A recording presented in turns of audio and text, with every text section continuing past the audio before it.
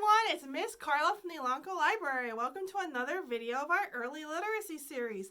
This is actually our last video. Each video will feature an early literacy component. In case you guys haven't tuned into the last videos, early literacy is what children know about communication, language, reading, and writing before they can actually read or write. And it's important to know these skills so children can have an easier time learning how to read. So today we're going to talk about our last two early literacy concepts.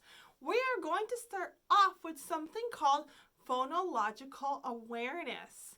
That's kind of a big word, right? Phonological awareness is being able to identify and manipulate sounds.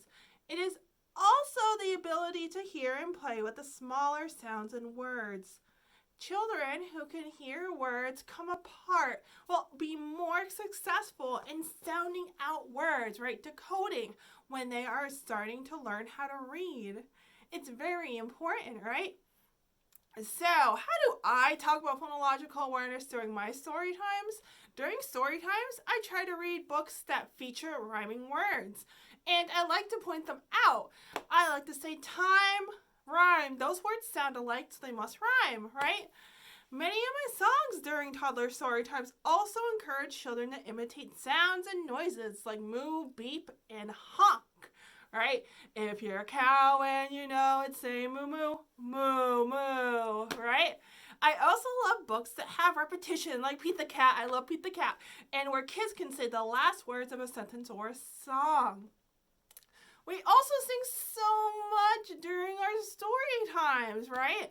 We sing, when we sing, we bring out the smaller parts of the words. And of course, you can do all of this at home, right? It's not exclusively here, but we sure have a fun time doing it. So when you're at home, you can try pointing out the differences between similar sounding words, like time, brine, stuff like that. You can also play word games, right? Like changing one sound in a word. The very, very last early literacy component that we're going to talk about is narrative skills. Narrative skills are describing things and events, telling stories, knowing the order of events, and making predictions. When children can describe something or tell stories, it shows that they are comprehending what they are reading. You can encourage this by asking them to make up stories, right? Or ask them open-ended questions. I love doing this during my story times. So during story times, I often ask questions like, do you remember what happened at the beginning of the story? And like I said, I also love to ask open-ended questions to encourage conversations, right? The more we talk, the higher vocabulary they can attain and the better decoders they'll be, right? I always love talking about that. Of course, at home, you can do all these things, but you can also talk about your day, ask what comes next, or read stories without words and ask your child to say what happens in the stories.